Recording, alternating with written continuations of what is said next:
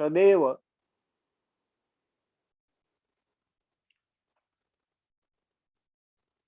एक भगवान अपने निष्काम भक्तों के साथ अनेकानेक दिव्य रूपों में सदैव संबंधित है। इस वेद वचन की स्वयं भगवान ने गीता के इस श्लोक में पुष्टि की है। अगले श्लोक में वितराग भय क्रोधा मनमया मामुप्राशिता बहवो ज्ञान तपसा पूता भगवा भागताः। आसक्ति, भय तथा क्रोध से मुक्त होकर मुझ में पूर्णतया तन्मय होकर और मेरी शरण में आकर बहुत से व्यक्ति भूतकाल में मेरे ज्ञान से पवित्र हो चुके हैं। इस प्रकार से उन सबों ने मेरे प्रति दिव्य प्रेम को प्राप्त किया है। भगवान जो बताते हैं वो आसक्ति होकर, भय मुक्त होकर, क्रोध से मुक्त होकर जो भगवान के शरण हो गए हैं, भगवान ने उस सब व्यक्ति को मुक्ति दे दी है। तो भगवान बोलता है तुम भी शरण में आ जाओ। जैसा कि पहले कहा जा चुका है कि विषयों में आसक्त व्यक्ति के लिए परम सत्य के स्वरूप को समझ पाना अत्यंत कठिन है। सामान्यतया जो लोग देहात्म बुद्धि में आसक्त होते हैं वे भौतिकवाद में इतने लीन रहते हैं कि इनके लिए यह समझ पाना असंभव सा है कि परमात्मा व्यक्ति भी हो सकता है। जो वो व्यक्ति वो समझ नहीं पाता है भगवान का जन्म होता है। भौतिकवादी लोग जो होते हैं वो समझ नहीं पाता है। भौतिकवादी व्यक्ति इसकी कल्पना तक नहीं कर पाते कि ऐसा भी दिव्य शरीर है जो नित्य तथा सच्चिदानंद है। ईश्वर के प्रति प्रेम ही जीवन की सार्थकता है। प्रेम अवस्था में भक्त भगवान की दिव्य प्रेमा भक्ति में निरंतर लीन रहता है। अंत भक्ति की मंद विधि से प्रामाणिक गुरु के निर्देशन में सर्वोच्च अवस्था प्राप्त की जा सकती है।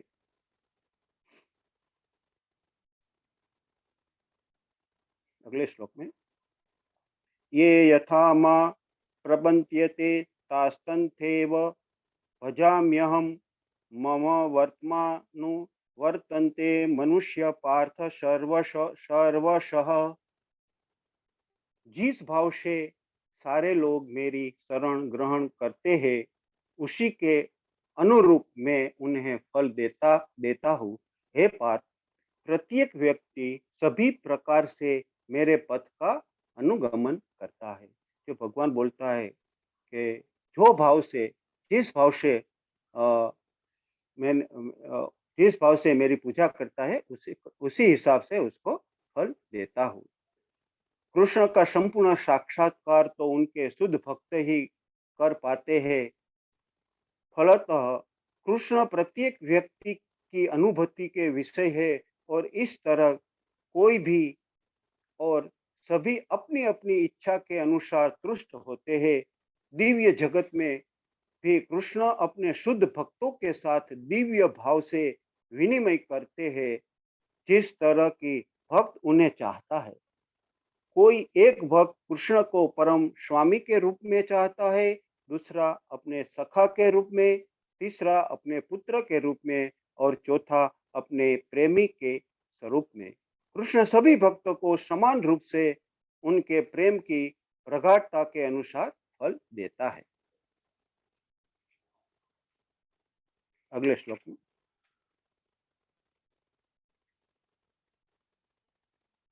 अभी मैं श्लोक का भाषांतर ही पढ़ता हूँ। इस श्लोक नंबर 12 है। इस संसार में मनुष्य सकाम कर्मों में सिद्धि चाहते हैं, फल स्वरूप वे देवताओं की पूजा करते हैं। निसंदेह इस संसार में मनुष्य को सकाम कर्म का फल शीघ्र प्राप्त होता है। भगवान बोलते हैं इस संसार में कई मनुष्य है वो सकाम कर्म कर्म पाने के लिए वो देवताओं की पूजा करते हैं। ये देवता इस ईश्वर के विभिन्न रूप नहीं होते, किंतु वे ईश्वर के विभिन्न अंश होते हैं। ईश्वर तो एक है, किंतु अंश अनेक है। और जो देवताओं की पूजा करते हैं, क्योंकि वे तत्काल फल चाहते हैं, उन्हें फल मिलता भी है, किंतु वे यह नहीं जानते कि ऐसे फल क्षणिक होते हैं और अल्पज्ञ मनुष्य के लिए है।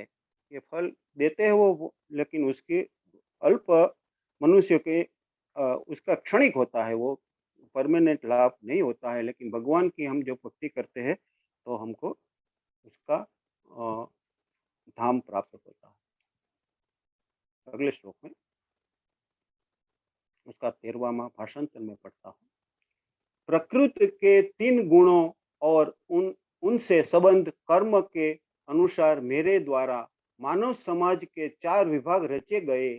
यद्यपि मैं इस व्यवस्था का सृष्टा हूँ, किंतु तुम यह जान लो कि मैं इतने पर इतने पर भी अवयव अकर्ता हूँ। भगवान ने जो 4 वर्ण बनाए हैं उनके बारे में ये बताते हैं।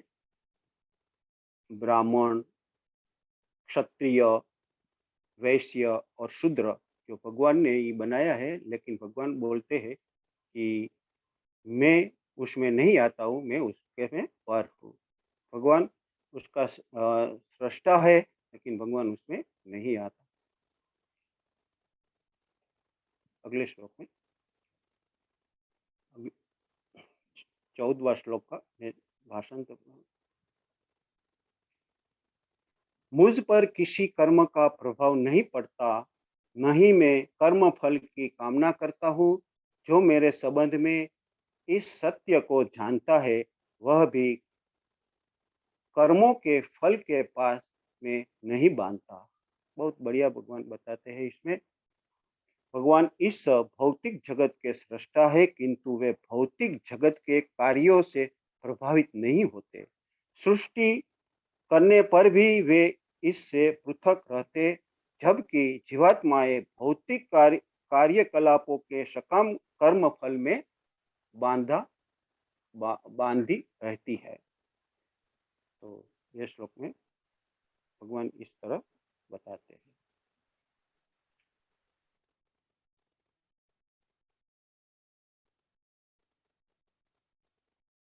अगले श्लोक में 15वां श्लोक।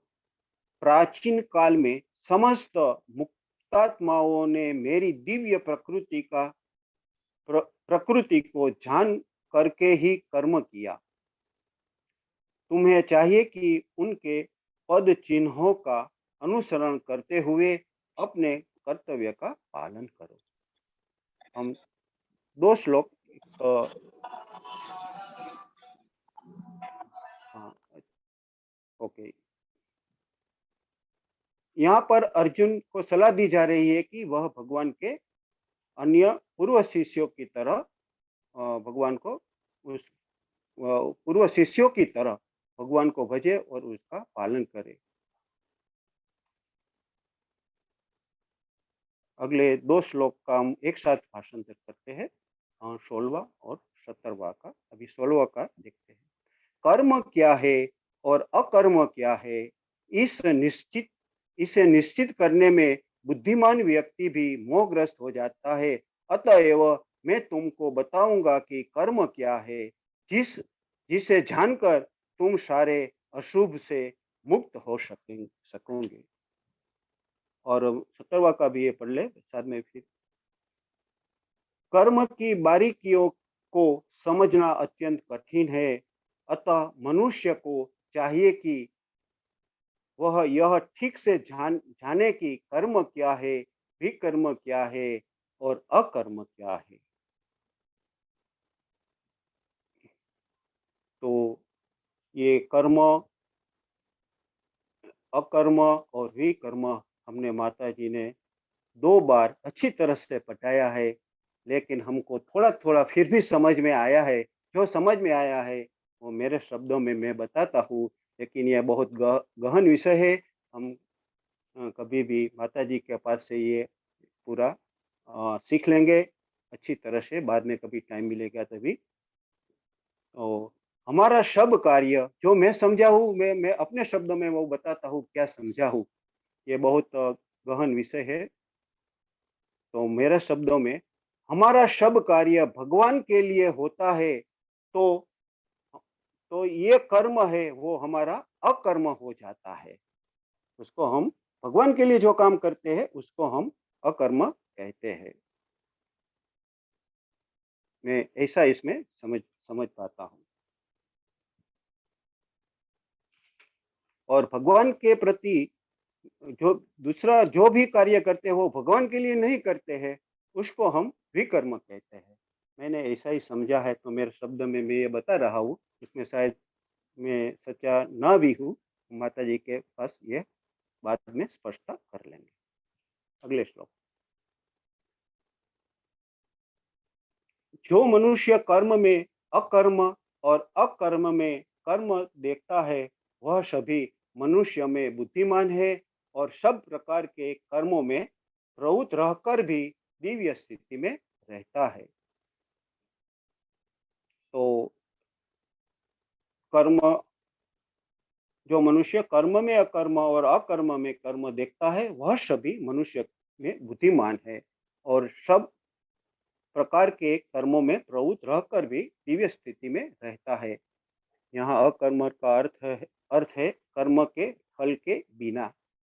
यह भी हम इसका ट्रांसलेशन ही पढ़ सकते हैं, उसको हम ज़्यादा नहीं समझा पाते, इसीलिए हम आगे बढ़ते हैं। 19वां श्लोक। जिस व्यक्ति का प्रत्येक प्रयास इंद्रिय तृप्ति की कामना से हरे कृष्ण। रहित हो तो हरे हरे कृष्ण। कृष्ण उमेश जी, मैं थोड़ा सा इसको समझा देती हूँ। हाँ, समझा लेता हूँ। हाँ जी। वो जब भी तो आपने इसमें, समझा था तभी भी हाँ हम बहुत नहीं समझ हाँ, पाए थे। मैं हाँ, समझा देती हूँ। हाँ, देखो, हाँ, एक तीन चीज इसने बताई कृष्णा ने, कि कर्म क्या है, विकर्म क्या है और अकर्म क्या है। तीन टर्म्स है। तो कर्म तो हो गया कि कोई भी हम कोई एक्शन कर रहे हैं, है ना। तो क्योंकि यहाँ पे कर्म और विकर्म है, तो हम कर्म को पुण्य कर्म से ले सकते हैं। कोई भी अच्छा काम कर रहे हैं, शास्त्रों के अनुसार कर रहे हैं, तो वो कर्म हो गया, है ना। अब विकर्म क्या हो गया, पाप कर्म, जो शास्त्रों के अनुसार नहीं कर रहे हैं, हम सिंफुल एक्टिविटीज कर रहे हैं, हो गया विकर्म।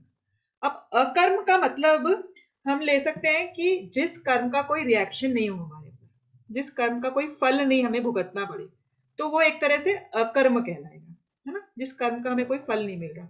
और ऐसा कौन सा कर्म हो सकता है इसका फल नहीं मिले, क्योंकि पुण्य कर्म करेंगे तो भी हमें उसका फल भुगतने के लिए या तो स्वर्ग में जाना पड़ेगा या कुछ करना पड़ेगा। तो हमें उसका फल भुगतना पड़ेगा और फिर से वापस पृथ्वी पे आना पड़ेगा जब हमारे पुण्य कर्म का फल समाप्त हो जाएंगे। अगर हमने पाप कर्म किए हैं, तो उनको हमको सफर करने के लिए हमें निचले पाताल वगैरह लोक में या हेल में भेज दिया जाएगा, है ना, नरक लोक में। तो उसका जब हमारा पाप कर्म का जब हमारा फल समाप्त हो जाएगा, हमें फिर से पृथ्वी पर आना पड़ेगा। तो ये तो हो गया पुण्य और पाप कर्म। अब अकर्म अगर हम करते हैं, अकर्म मतलब जिस कर्म का हमें कोई फल भुगतना ही नहीं पड़े बाद में, तो वो कौन सा कर्म हो सकता है। वो सिर्फ वो कर्म हो सकता है जो हम अपने लिए नहीं करें, हम भगवान को समर्पित कर दें। अगर हम हमारी हर एक एक्टिविटी भगवान के लिए कर रहे हैं, तो फिर वो अकर्म कहलाएगी, क्योंकि उसका हमें कोई फल नहीं भुगतना पड़ेगा और उसका रिजल्ट क्या होगा कि हम भगवान के पास चले जाएंगे। तो ये हो गया कर्म, विकर्म और अकर्म।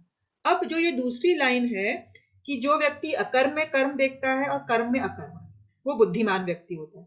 तो उसका यही मतलब है कि जैसे जो भक्त लोग हैं, वो बाहर से तो आपको दिखेंगे कि यार ये भी ऑफिस जा रहा है, ये भी घर गृहस्थी का बच्चों का ध्यान रख रहे हैं, या जैसे अर्जुन है, वो भी युद्ध लड़ रहा है ना। तो अगर अर्जुन युद्ध लड़ रहा है और कोई ऑफिस का काम कर रहा है, तो वो उसकी मेंटेलिटी को तो नहीं समझ पाएगा, उसको तो लगेगा ये कर्म कर रहा है, इसको फल मिलेगा। लेकिन उसकी मेंटेलिटी क्या है अर्जुन की, कि अब मैं युद्ध करूंगा भगवान के लिए। या जो भक्त है वो सोचता है कि मैं ऑफिस जा रहा हूँ, जितना मुझे मेरी जरूरत के लिए चाहिए, मेरी शरीर के लिए, उतना मैं रखूंगा और बाकी सब भगवान की सेवा में लगा दूंगा, भोग अर्पित करूंगा, दान करूंगा। तो अब वो कर्म करते हुए भी अकर्म की स्टेज में है। तो ये हो गया कर्म में भी अकर्म देखना। बाहर से लग रहा है अच्छा। कि एक्टिविटी कर रहा है वो, लेकिन उसको उसका रिएक्शन नहीं मिलेगा क्योंकि उसने भगवान को बीच में रख रखा है। तो ये हो गया, इसको कर्म को अकर्म के रूप में देखना। अब अकर्म में कर्म को देखना मतलब हम उदाहरण ले सकते हैं, जैसे कि कोई कोई किसी ने ज्ञान योग कर रहा है कोई, है ना, या फिर ये अष्टांग योग वगैरह कर रहा है, ठीक है, या कोई पाखंडी सन्यासी है ना। अब बाहर से तो हमें लगेगा कि ये कोई काम नहीं कर रहा है ना, लेकिन उसको क्या हो सकता है, उसका मन अभी शुद्ध नहीं हो, इम्प्योर हो, तो मानसिक स्तर पर वह कुछ ना कुछ मांग करता हो अपने लिए, या तो वो मुक्ति की इच्छा कर रहा है, या फिर वो योगी बनने की इच्छा कर रहा है, ब्रह्म में लीन होने की इच्छा कर रहा है, तो उसके मन में इच्छा है कोई ना कोई खुद के लिए। तो बाहर से देखने में हमें लगेगा कि ये तो अकर्म होना चाहिए इस व्यक्ति के लिए, लेकिन उसमें हमें कम कर्म नजर आ रहा है क्योंकि उसके मन में भी इच्छा है। तो ये हो गया कर्म में अकर्म और अकर्म में कर्म। अब आपको क्लियर हुआ क्या, आप सबको आया उमेश जी, आप लोगों को आ समझ में? आ तो हाँ माता जी, थोड़ा थोड़ा समझ में आ गया है हाँ थोड़ा। जी। हाँ। तो 3 चीज़ें बस मेनली करना है, हमें क्या करना हाँ। है, अकर्म करना है, मतलब ऐसा काम करें कि हमें हाँ। उसका फल नहीं भुगतना पड़े, ना तो हाँ। इस पृथ्वी पर वापस आना पड़े। हाँ। इसको ऐसा भी बोल सकते हैं ना माता जी के वो भगवान के लिए जो हम कर्म करते हैं उसको अकर्म कहा हाँ, बस जाता है। सिंपल यही इसका हाँ, अब सबसे मैं ईज़ीएस्ट। वही समझाने, वही मैंने बताया भगवान के कि लिए जो कर्म कर रहे हैं वो अकर्म है, हाँ क्योंकि उसका फल हमें नहीं मिलेगा, मिलेगा, बराबर ठीक ना। है ना? और उसके अलावा जो भी कर्म करते हैं वो वो सब, विकर्म, विकर्म हाँ, कहा जाता है। सबको भी कर्म कह सकते हैं, ठीक है। अभी आगे विश्व- विश्वास श्लोक। अपने कर्म फलों की सारी आसक्ति को त्याग कर सदैव संतुष्ट तथा स्वतंत्र रहकर वह सभी प्रकार के कार्यों में व्यस्त रहकर भी कोई सकाम कर्म नहीं नहीं करता। कर्मों के बंधन से इस प्रकार की मुक्ति तभी संभव है जब मनुष्य कृष्ण भावना भावित होकर हर कार्य कृष्ण के लिए करे और कृष्ण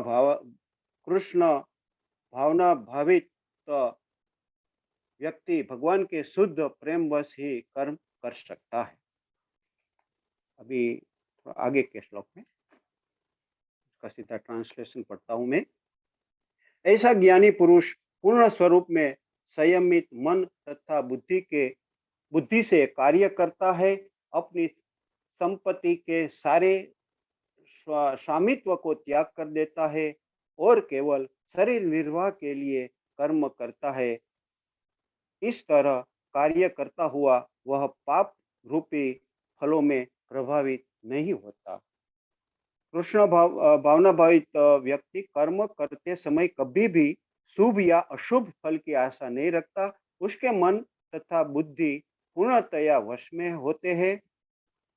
वह जानता है कि वह परमेश्वर का मित्र अंश है। अंत अंश रूप में उसके द्वारा संपत कोई भी कर्म उसका न होकर उसके माध्यम से परमेश्वर द्वारा संपन्न हुआ होता है।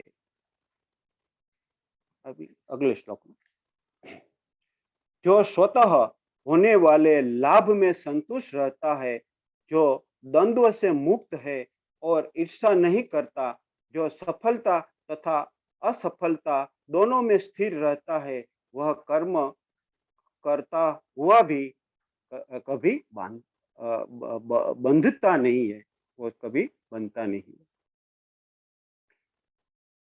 अगले श्लोक में का भाषांतर पढ़ते हैं। जो पुरुष प्रकृति के गुणों के प्रति अनासक्त है और जो दिव्य ज्ञान में पूर्णतया स्थित है, उसके सारे कर्म ब्रह्म में लीन हो जाते हैं। अभी अगले श्लोक का भी पढ़े, बाद में थोड़ा समझने की ट्राई करें। जो व्यक्ति 24वां श्लोक है। जो व्यक्ति कृष्ण भावनामृत में पूर्णतया लीन रहता है, उसे अपने आध्यात्मिक कर्मों के योगदान के कारण अवश्य ही भगवत धाम की प्राप्ति होती है, क्योंकि उसमें हवन आध्यात्मिक होता है और हवि भी आध्यात्मिक होती है। इस श्लोक में तो केवल कृष्ण भावना मृत का सिद्धांत वर्णित है, ऐसा ही है मैं समझता हूँ। बाकी तो जो ट्रांसलेशन किया है उसमें सब पूरी बात आ जाती है मेरे हिसाब से। श्लोक नंबर 25वां, उसका भाषण था। कुछ योगी विभिन्न प्रकार के यज्ञों द्वारा देवताओं की भली भांति पूजा करते हैं और कुछ पर ब्रह्म रूपी अग्नि में आहुति डालते हैं। जैसा कि पहले कहा चुका है, जो व्यक्ति कृष्ण भावना भावित होकर अपना कर्म करने में लीन रहता है वह पूर्ण योगी है। किंतु ऐसे भी मनुष्य है जो देवताओं की पूजा करने के लिए यज्ञ करते हैं। यज्ञ का अर्थ है भगवान विष्णु को प्रसन्न करना।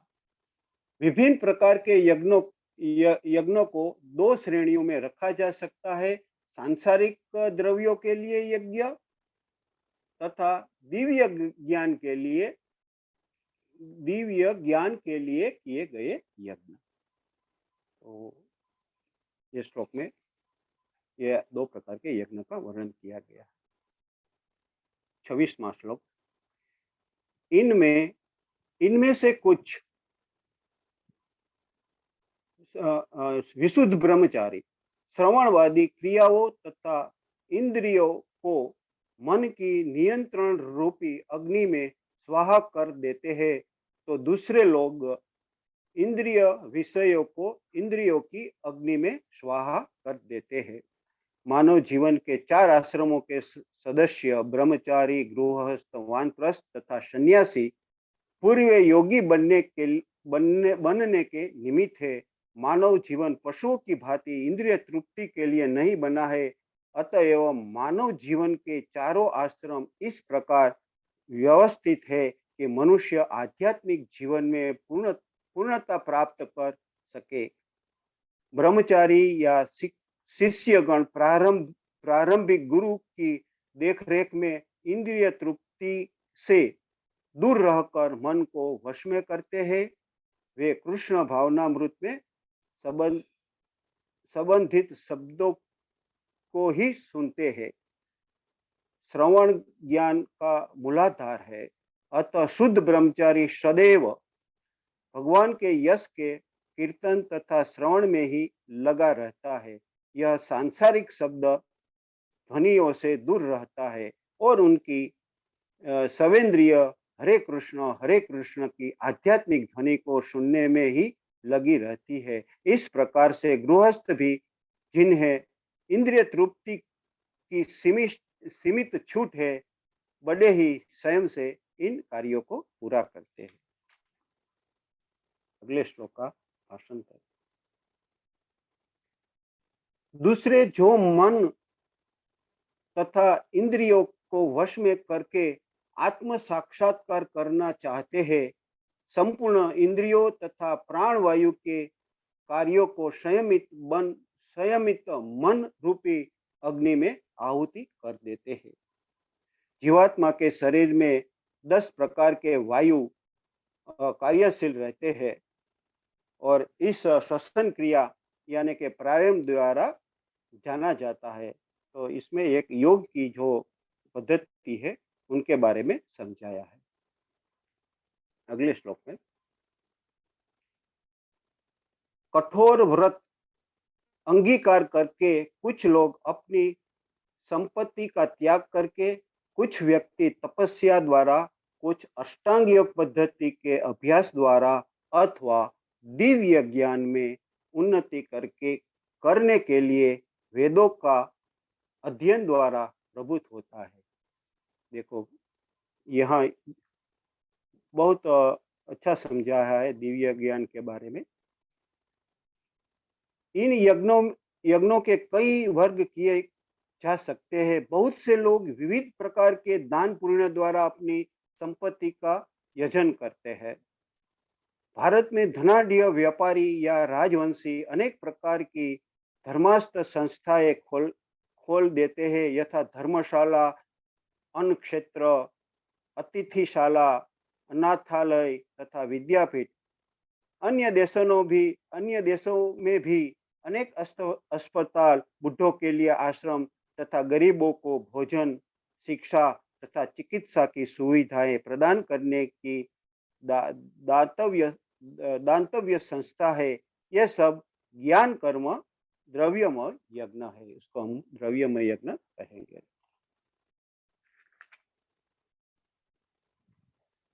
अष्टांग योग अष्टांग योग ये विशेष सिद्धियों के लिए कुछ लोग समस्त तीर्थ स्थानों की यात्रा करते हैं। ये सारे अनुष्ठान योग यज्ञ कहलाते हैं। ये योग जो अलग अलग योग है उनका इसमें वर्णन है। अभी अगले श्लोक का 29वां का हम भाषांतर पढ़ते हैं। अन्य लोग भी है जो समाधि में रहने के लिए श्वास को रोक रहते हैं, वो उसको प्राणायाम कहते हैं। वे अपान में प्राण को और प्राण में अपान को रोकने का अभ्यास करते हैं और अंत में प्राण अपान को रोककर समाधि में रहते हैं। अन्य योगी कम भोजन करके प्राण में ही आहुति देते हैं। यहाँ भी योग का एक पद्धति बताया गया है श्वास रोकने की, और उससे रोक के और श्वास रोकने की योग विधि प्राणायाम कहलाती है। प्रारंभ में हठ योग के विविध आसनों की सहायता से इसका अभ्यास किया जाता है। ये सारी विधियां इंद्रियों को वश में करने तथा साक्षात्कार के प्रगति के लिए संस्तुत की जाती है। इस विधि में शरीर के भीतर वायु को रोका जाता है, जिससे वायु की गति की दिशा उलट हो जाती है। लेकिन हमारे कृष्ण भावना में तो हम भक्ति कर कर करके हम आगे बढ़ते हैं। ये योग पद्धति है, प्राणायाम है। और एक जो उसमें जो आया था समाधि और योग, अन्य योगी कम भोजन करते हैं। तो कृष्ण प्रसाद को ही खाते रहने से स्वयं कम खाने की आदत पड़ जाती है और इंद्रिय निग्रह के मामले में कम भोजन करना यानी कि अल्पाहार अत्यंत लाभप्रद होता है। यह भी एक योग की प्रक्रिया है। अगले श्लोक में, ये सभी यज्ञ करने वाले यज्ञों का अर्थ जानने के कारण पाप कर्मों से मुक्त हो जाते हैं और यज्ञों के फल रूपी अमृत को चख कर परम दिव्य आकाश की ओर बढ़ जाते हैं।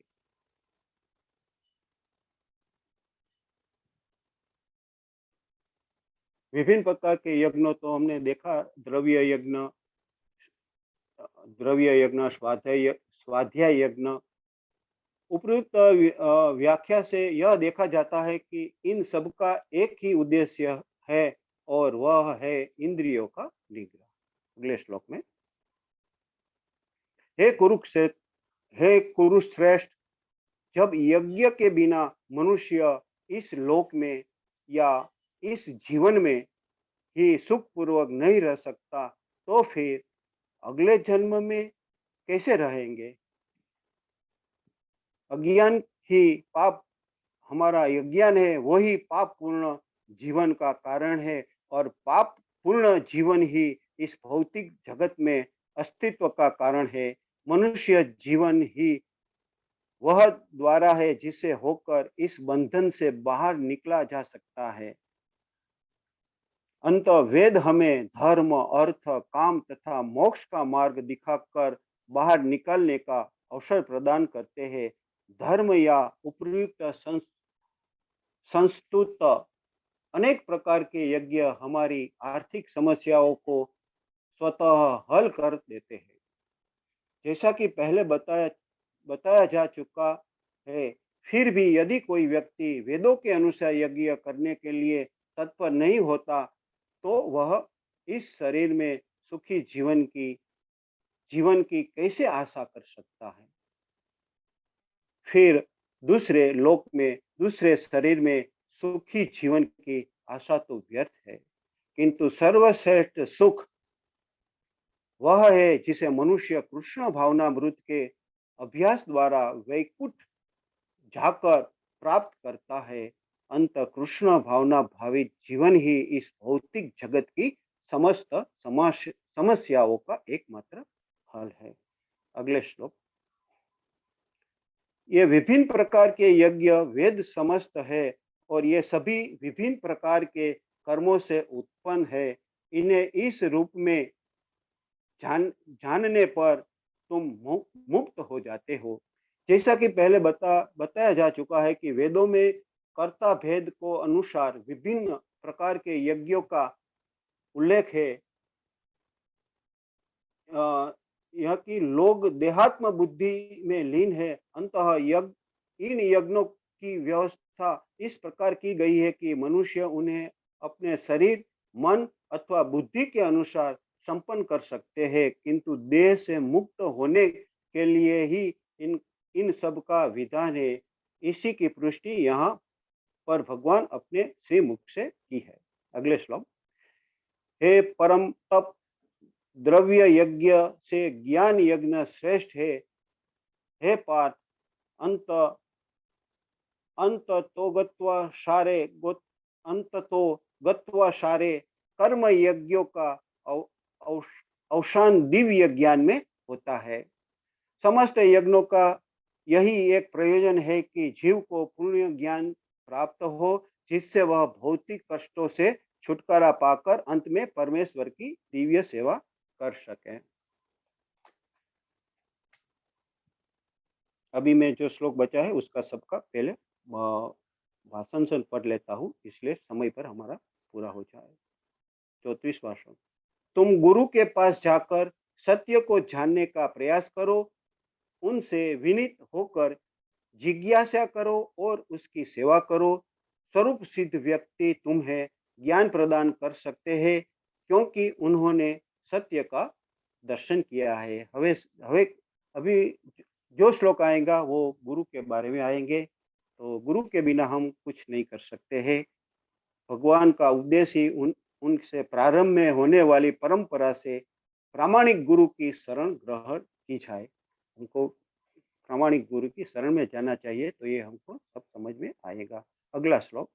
स्वरूप सिद्ध व्यक्ति के वास्तविक ज्ञान प्राप्त कर चुकने पर तुम पुनः कभी ऐसे मोह को प्राप्त नहीं होगे, क्योंकि इस ज्ञान के द्वारा तुम देख सकोगे कि सभी जीव परमात्मा के अंश स्वरूप है, अर्थात वे सब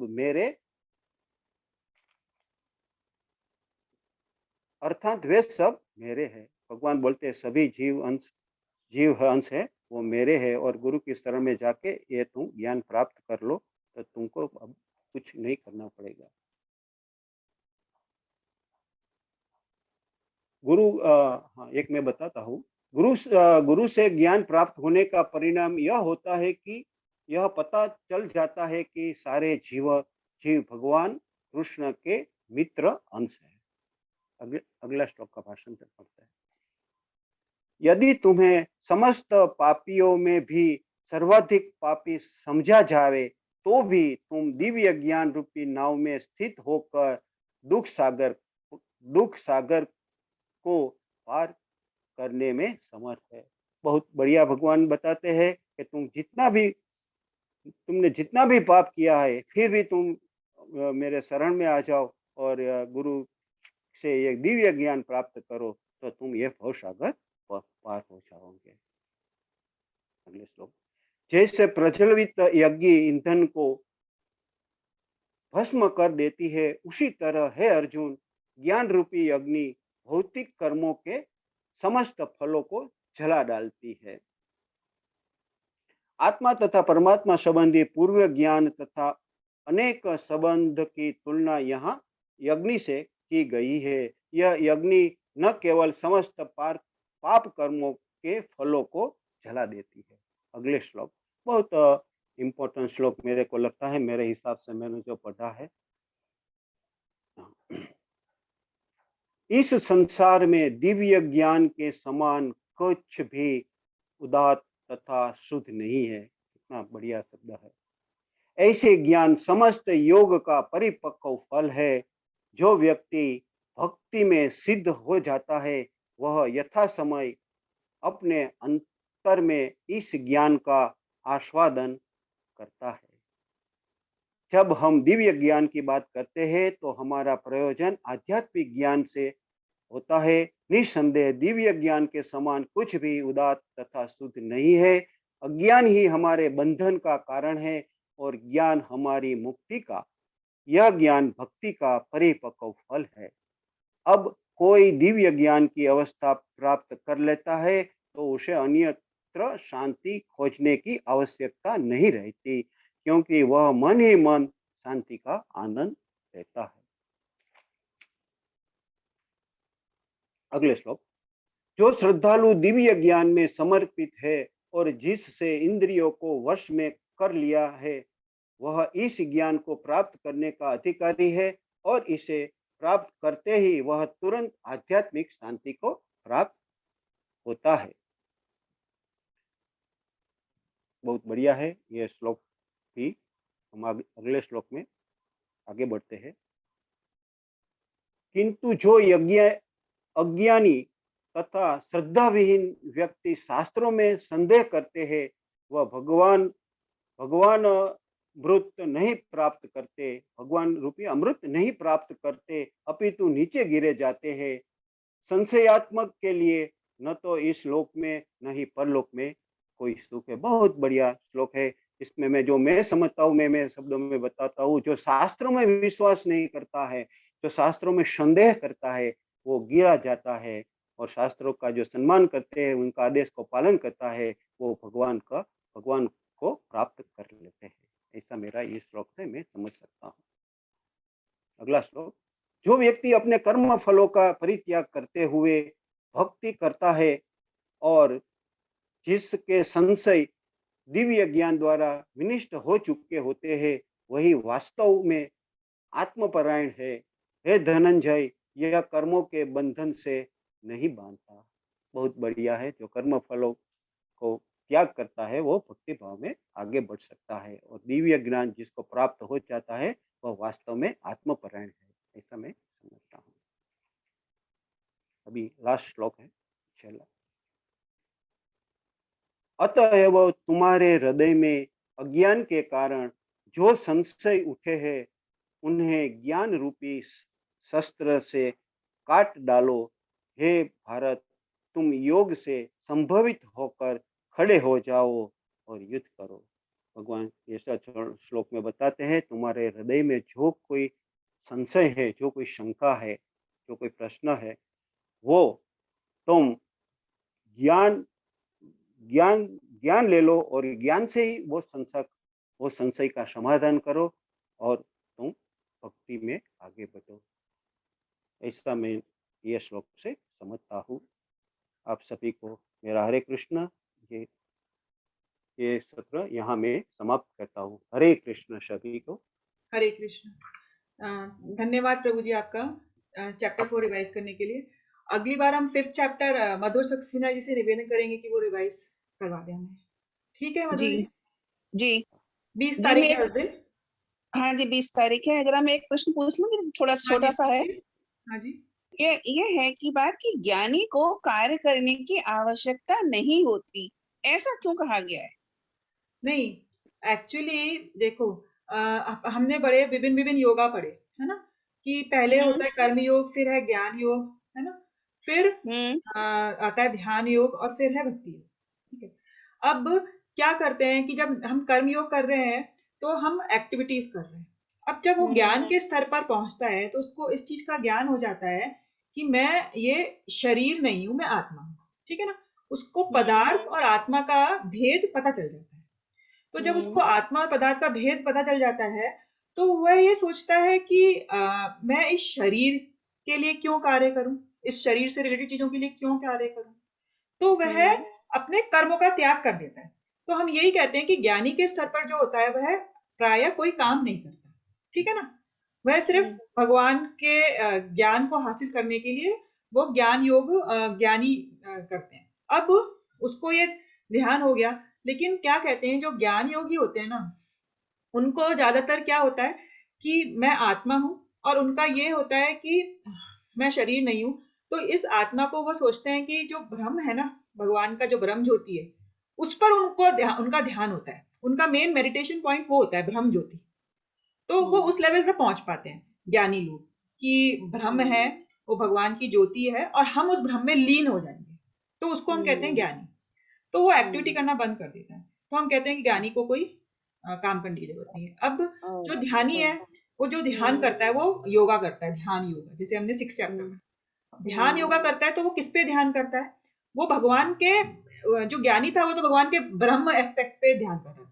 जो ज्ञानी है वो भगवान के परमात्मा वाले जो स्वरूप होता है ना, उस पर ध्यान करता है कि हमारे सबकी आत्माओं में परमात्मा है और वह उस पर ध्यान लगाता है।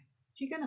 तो उसको हम कहते हैं ध्यानी हो गया वो। तो ध्यानी भी कोई काम नहीं करता और ज्ञानी भी कोई काम नहीं करता। लेकिन तो क्या वो खाना पीना बंद कर देता है? नहीं नहीं, खाना पीना बंद नहीं करते, लेकिन मतलब वो बहुत बेसिक जो रिक्वायरमेंट होती है ना, जैसे कि हम ध्यान योग में पढ़ रहे थे ना कि जो एक ध्यानी होता है उसको अपनी इंद्रियों पे बहुत ज्यादा स्ट्रॉन्ग कंट्रोल की जरूरत होती है, माइंड को कंट्रोल की जरूरत होती है। वो अनावश्यक कुछ भी नहीं करता, जितना इस शरीर के निर्वाह के लिए बस जरूरी है उतना वो खाएगा, और वह उसके लिए भी खुद कोई प्रयास नहीं करेगा। किसी ने दे दिया भिक्षा में तो उसको ग्रहण कर, नहीं तो वो नहीं करता। तो इसको हम इस तरीके से समझ सकते हैं। लेकिन भगवत गीता में भगवान ज्यादा जोर देते हैं कि ज्ञानी और योगी से एक भक्ति ज्यादा श्रेष्ठ है। क्यों? वो कार्य करता है लेकिन वो सारे कार्य उसके अकर्म होते हैं, क्योंकि वो कार्य करते हुए भी बंधन में नहीं फंसता है ना, क्योंकि वो भगवान के लिए कार्य कर रहा है, तो वो सर्वश्रेष्ठ है। वो अपनी सारी एक्टिविटीज भगवान को ध्यान में रख के कर रहा है ना। जैसे कि वो बाहर प्रचार करने के लिए सन्यास भी लेने के बाद में प्रभुपाद है या और भी सन्यासी हैं, वो पूरे टाइम एक्टिव रहते हैं। या तो वो खुद पढ़ते हैं, पठन करते हैं, या दूसरों को पढ़ाते हैं, लेक्चर देंगे, इधर उधर ट्रेवल करेंगे, लोगों को बांटेंगे, है ना, ज्ञान। तो वो एक्टिविटी करते हुए नजर आ रहे हैं, ट्रेवल कर रहे हैं एरोप्लेन में, है ना, एक नॉर्मल आदमी की तरह, लेकिन उनकी कॉन्शियसनेस है कि भगवान की सेवा कर रहे हैं, भगवान का प्रचार कर रहे हैं, तो वो सर्वश्रेष्ठ हुआ। अब ज्ञानी और ध्यानी क्या है? वो सेल्फिश हुए एक तरह से, वो दूसरों के भले के लिए नहीं सोच रहे, वो सिर्फ खुद का ध्यान कर रहे हैं और खुद को ब्रह्म में लीन करने की सोच रहे हैं, और खुद परमात्मा पर ध्यान दे रहे हैं और सोच रहे हैं कि मुझे परमात्मा की प्राप्ति हो जाएगी, है ना। तो वहां पे वो सेल्फिश है। लेकिन भक्ति योगी क्या है? सेल्फलेस है, उसको खुद का कोई स्वार्थ नहीं है। तो हम कहते हैं कि बाहर से हमें लग रहा है कि ये बहुत ज्ञानी है और ध्यानी है, लेकिन उनमें भी एक थोड़ी सी सेल्फिशनेस है। क्या सेल्फिशनेस है? ब्रह्म में लीन होने की उनका खुद की डिजायर है ना, वो भी तो एक नेचुरली वो डिजायर किसी भी भौतिक डिजायर से बड़ी है, भौतिक इच्छा से तो बड़ी है वो डिजायर, कि वो भगवान से मिलना चाह रहे हैं, परमात्मा में, लेकिन फिर भी वो इच्छा है। लेकिन भक्ति योगी क्या है? बिल्कुल इच्छा रहित होता है। इच्छा रहित मतलब उसकी सारी इच्छाएं भगवान के लिए है, खुद के लिए वो 1% भी नहीं चाह रहा, 0.1% भी नहीं चाह रहा। तो इसीलिए हम सोचते हैं कि वो बाहर से भक्त इतने एक्टिव हैं, सब काम कर रहे हैं, लेकिन अंदर ही अंदर, क्योंकि उनकी कॉन्शियसनेस इतनी अच्छी है, चेतना इतनी अच्छी है कि उस चेतना की वजह से वो काम करते हुए भी हमें मानना चाहिए कि कोई काम नहीं कर रहे, उनको कोई फल नहीं लगने जी। और जो ज्ञानी और ध्यानी है वो वैसे तो हमें दिख रहे हैं कि ये कोई काम नहीं कर रहे, है ना, इनएक्टिव है, किसी भी काम में नहीं लगते, लेकिन क्योंकि उनके मन में छोटी सी इच्छा है, अभी भी इच्छा से रहित नहीं है वो, तो उनको फल मिलेगा। उनको क्या फल मिलेगा? ब्रह्म ज्योति में लीन हो जाएंगे, लेकिन उनके गिरने का डर रहता है, फिर से वो पृथ्वी पर आ सकते हैं। उनकी इच्छा पूर्ण नहीं हुई ना भगवान को मिलने की, तो और जो परमात्मा के स्तर पर होते हैं ना ज्ञानी ध्यानी, वो कभी कभी तो होता है ऊपर चले जाते हैं, भगवान का रियलाइजेशन हो जाता है उनको परमात्मा से, भगवान का, लेकिन कभी कभी वो और नीचे भी गिर सकते हैं। तो इनमें रिस्क है, दोनों में, ज्ञान योग और ध्यान योग में रिस्क है, भक्ति योग में कोई रिस्क नहीं है जी। ये है इसका एक्सप्लेनेशन। आया आपको समझ? बहुत अच्छा, बहुत अच्छा, है ना। तो ये है। तो आज बेसिकली ये 4 चैप्टर रिवाइज हुआ, इसमें बेसिक 4-5 पॉइंट्स कवर हैं। एक तो ये कि कर्म विकर्म और अकर्म क्या होता है ना, जी तो हमने समझ लिया अच्छे से। अकर्म मतलब जिसका नहीं लग रहा, और भक्ति योगी अकर्म करता है, ठीक है। और एक आप कंसेप्ट हमने सोचा गुरु के लिए, है ना, गुरु को हमें समर्पित होना चाहिए, गुरु से जिज्ञासा करनी चाहिए, गुरु की शरण। वो वैसे दीदी अकर्म में कोई व्यक्ति कितना ही पापी है, यदि कोई एक काम अच्छा कर रहा है भगवान के लिए, तो वो उसका अकर्म बन जाएगा? नहीं, अच्छा काम का मतलब क्या डेफिनेशन है? हम कोई पुण्य काम नहीं, जैसे कि हमने धर्मशाला खोल दी, या हमने कोई दान धर्म किया, कोई अनाथालय में धर्म दी, ये सब हम अच्छा काम कर रहे हैं, लेकिन अगर वो काम सिर्फ किसी की शरीर की जरूरतों को पूरी कर रहा है ना, बॉडी वाली लेवल पे, तो उसको रिएक्शन मिलेगा, उसको उसके लिए स्वर्ग वगैरह मिल सकता है, स्वर्ग में जाके उसको स्वर्ग की प्राप्ति के लिए भैया मैं पुण्य काम करनी चाहिए। लेकिन हाँ जी। अकर्म तो ये हुआ कि मुझे वो स्वर्ग भी नहीं चाहिए, मैं ये काम कर रहा हूँ भगवान के नाम का प्रचार करने के लिए और सिर्फ भगवान के लिए, मेरी निहित इसमें कोई भी इच्छा नहीं है। अगर मुझे पृथ्वी पर रहना पड़ रहा है हमेशा के लिए तो मैं तैयार हूँ, मैं यहाँ पे रह के भगवान की सेवा करूंगा। उसका मूड ऐसा है कि जैसे वो गोलक धाम में है, उसका मूड उस तरीके का है ना, खुद के लिए कोई उसके लिए इच्छा ही नहीं है, तो वो अकर्म है, वो कोई कर्म, फल नहीं। निष्काम कर्म करते हैं उसको बोलते हैं हाँ, निष्काम कर्म। निष्काम कर्म, किसी काम इच्छा से कोई रहित है वो कर्म, है ना, जी भगवान के लिए। जी। जैसे कि गोलोक धाम में गोलोक धाम में जो भी सब हैं, सब लोग खुद के लिए उनको कोई समय नहीं है, कोई वो चाहते नहीं है, भगवान के लिए माला बना रहे हैं, कोई भगवान के लिए प्रसाद बना रहा है, खाना बना रहा है, भगवान की सेवा कर रहा है किसी किसी रूप में, पूरे जी टाइम निरंतर 24 घंटे किसी न किसी सेवा से जुड़े हुए हैं। तो खुद के लिए जी उनके पास सोचने के लिए कोई टाइम नहीं है ना। जी तो जी वो जी। हो गया कर्म। तो ये अकर्म कर्म विकर्म हो गया, और फिर इसमें मेनली एक तो गुरु की महत्ता है, और शुरू शुरू में भगवान ने अपना अवतरण बताया है कि मेरा जो जी। अवतरण होता है वो दिव्य होता है, और जो उसको समझ जाता है वो जल्दी ही इस जन्म मृत्यु व्याधि के चक्कर से बन सकता है, और ऐसा जी व्यक्ति ही भक्त बन सकता है। तो शुरू जी। शुरू में ये एक्सप्लेन किया, परंपरा का थोड़ा सा एक्सप्लेन किया, फिर कर्म अकर्म विकर्म करा, और उसके बाद थोड़े यज्ञ, अलग अलग तरह के यज्ञ होते हैं। फिर यज्ञ के बाद वो बता रहे हैं कि इन यज्ञों का पर्पस क्या है। कोई भी हम यज्ञ करते हैं तो उसका पर्पस क्या है, यज्ञ से हमें ज्ञान की प्राप्ति होनी चाहिए अल्टीमेटली, है ना, हम उस लेवल पे आने चाहिए। और फिर बाद में बताते हैं कि अगर किसी को ज्ञान ज्ञान आ गया है तो उसकी क्या महिमा है ना। तो ज्ञान की महिमा क्या होती है, 3-4 एग्जाम्पल से उन्होंने समझाया है। जैसे नाव हमें पार करा देती है, वैसे ये दिव्य ज्ञान की नाव हमें इस भौतिक जगत से पार करा देगी। दूसरा क्या करेगी, अग्नि की, जैसे अग्नि की तरह हमारे सारे पाप कर्म जल जाते हैं, पाप जल हम, जाते हैं इससे। हाँ, सबको जला देगी, ये दिव्य ज्ञान की जो ज्योति है ना, हमारे अंदर सब इच्छाओं को जला देगी, कर्म फलों को जला देगी। और तीसरा ये कहते हैं ये शस्त्र के समान है, जैसे हमारे सारे डाउट्स को, संशय को ये दिव्य ज्ञान काट देगा, जैसे तलवार को थर्ड। काटती है। जी और तीसरा, ये चौथा क्या कह रहे हैं कि ये बहुत ही उदात्त है और बहुत ही शुद्ध है। ये जो ट्रांसेंडेंटल नॉलेज है, दिव्य ज्ञान, ये बहुत ही ज्यादा शुद्ध है और इतना एक्सीलेंट है ये, इसकी सुंदरता की कोई व्याख्या ही नहीं कर सकती। तो जी। इस ज्ञान, दिव्य ज्ञान की नॉलेज के साथ में वो अर्जुन को कह रहे हैं कि अर्जुन उठो, अपने सारे डाउट्स को क्लियर करो और युद्ध करो। युद्ध करोगे तो वो तुम्हारे लिए अकर्म होगा, युद्ध से मत विमुख हो, ठीक है ना। तो अब इसमें जो ये 41 और 42 में भगवान कहते हैं ना अपने कर्म फलों को त्यागो, तो अर्जुन उसको समझ लेता है कि कर्म को त्यागने की कह रहे हैं, क्योंकि वो वर्ड यूज किया है कर्मा नाम। तो कर्मा नाम को हम कर्म को हम दो चीज से ले लेते हैं, कर्म भी ले सकते हैं और कर्म फल भी ले सकते हैं। तो मतलब कृष्णा ने तो कर्म फल के उससे कहा कि कर्म फल को त्यागो, और हाँ अर्जुन समझ जी। लेते हैं वो कर्म को त्यागने ही कह रहे हैं। कर्म के, और हाँ ये बात और है। 42 में वो कह देते हैं कि वो युद्ध करो। तो वो सोचता है हाँ कि जी। 41 में तो कह रहे हैं कि कर्म को त्यागो और इधर कह रहे हैं युद्ध करो, तो वो कंफ्यूज हो जाते हाँ। हैं। और 5th चैप्टर में फिर से वो पूछते हैं कि भाई हाँ मुझे जी। कर्म करना है, युद्ध करना है, युद्ध को त्यागना है।